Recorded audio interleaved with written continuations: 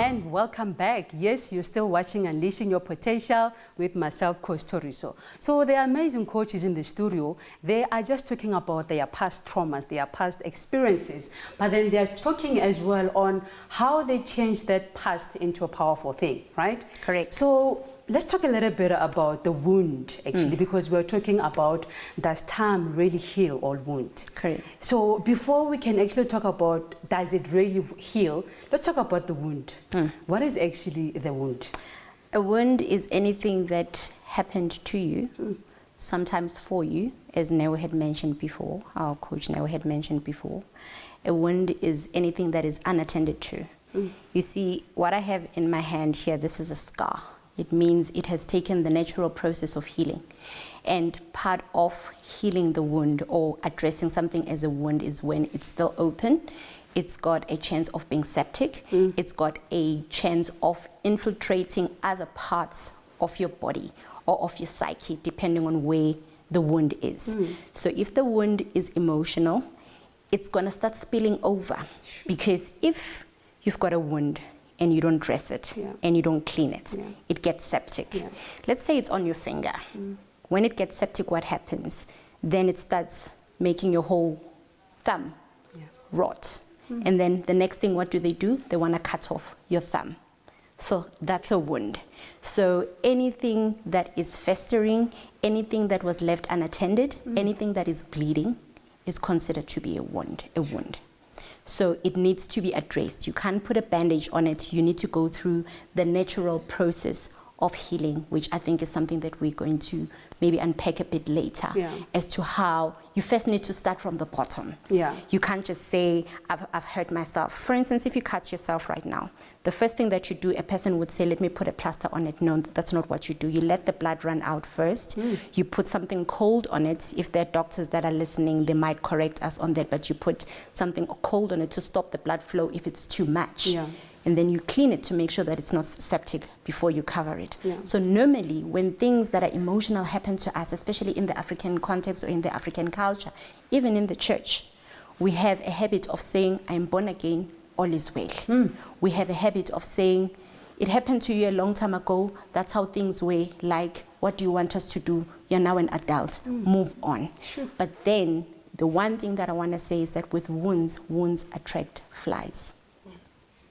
Dirty wounds attract flies, whether you want to call them demonic, whether you want to call them partners that you're going to have or people that you're going to attract to your life. Because remember, you've got a wound. It's smelling. Something that if I wasn't smelling great here right now with you, you wouldn't be able to sit next to me. It will almost be impossible. So same applies with the wound. Although we don't see the wound physically, but it is there spiritually, it is there in your psyche. You walk around with this shame surrounding you. That is why you see a person who's been raped once can be raped twice. Actually, okay. But what creates that is because of I haven't healed from that experience of maybe rape. That's why it will keep occurring. I'll make an example. I'll make a biblical example. When somebody deals with a spirit or somebody deals with witchcraft, witchcraft is the end result of that, what has happened to you. There is the burden and there is a yoke. So when you see people who grew up like, you know, in when they used to use oxen to plow the fields, you would have an oxen that will have something around its neck. This thing is called a yoke. It makes sure that it carries the burden that is behind it. So what we do normally, we hit the ox and say it's doing something wrong, it's not doing what it's supposed to do. You're supposed to break this thing in order for the burden to be relieved. Wow, that's powerful. Spiritually. So same applies with our wounds. If I've cried, I haven't done anything. I've prayed over, I've cried, and I will cry again tomorrow when there is a trigger, when something else has happened. So what you need to do is you need to go deep down and excavate again the wound that this is what has happened to me. For instance, in my case, and I'll be vulnerable about it. 6 years old, I was abused by a cousin that I lived with. I visited a place and he sexually abused me. And I never told anybody because it wasn't who we are as a people, it wasn't who we are as a family. Yeah. But because I was a child, I didn't realize that was a wound. And I'm sure there's a whole lot of people that are carrying those kind of wounds with them. Yeah. And then I grew up as a 13-year-old girl. I was raped. I was fully raped. Sure. But all my life, I was carrying these feelings of not being worthy, being dirty.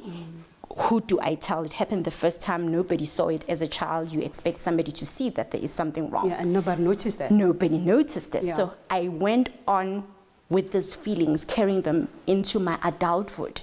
And also because my father wasn't present, I never knew the love of the first man that was supposed to show me love. So how can I believe that a man is supposed to love me right when my own father Was never even there. didn't love me right? Sure. So those were all my wounds. I stayed with a man that punched me. He treated me as a punching bag until he put a knife on my throat. Threatening to kill me. And at one point, he pushed me outside of a car on the freeway on the M1. Sorry. So things like that. So after that, I saw a pattern of me bringing people that didn't value me because I grew up not feeling worthy. Not it's valuing okay. yourself. Yes, not valuing myself. Yeah. It's okay for this guy to treat me this way because I'm dead. I'm dirt. Exactly. And you know, people don't actually talk about these things, but when you look at yourself in the mirror and you're because then the depression, it's a seesaw. It comes up and down, up and down. You're never really stable. You're never really happy. It's not healing. So you're going through these emotions and the cycle of abuse now to yourself. You're now abusing yourself over and over again. You're attracting people that don't want you, but you want them. You're attracting people that just treat you like dirt because you're not feeling worthy. And once you get to a point to say, this is not normal. Yeah, that's when you're tired of being tired. When you're tired of being tired, when you're tired of telling the story, when you're tired of looking at yourself as a victim and you say, for me, it was surely there is something better. And I want better for myself. I like that. I like that. Coach Neo, wound. Yeah. Look, there's something that Coach Sandy said when she started. She said, unattended, right? And everything that you leave unattended will always come back, right?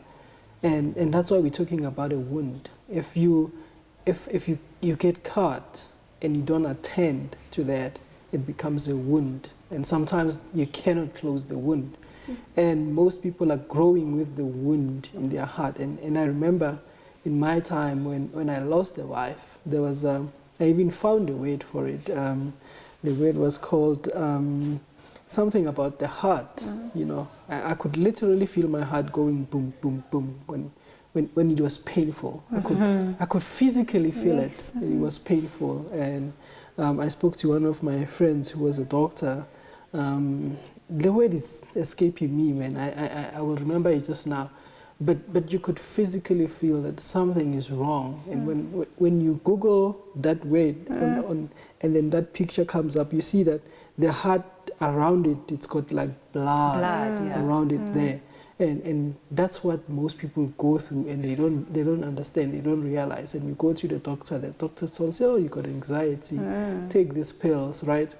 And we use medication to heal the wounds that we could have dealt with before they gotten worse. I'm not saying it's wrong to take medication. What I'm saying is, if something happens now, rather deal with it now instead of trying to prolong it and leave it to a point where now it's eating you from the inside to the outside. This is very interesting, but can I cut you just now and we'll continue on the conversation as we are coming right back after the break.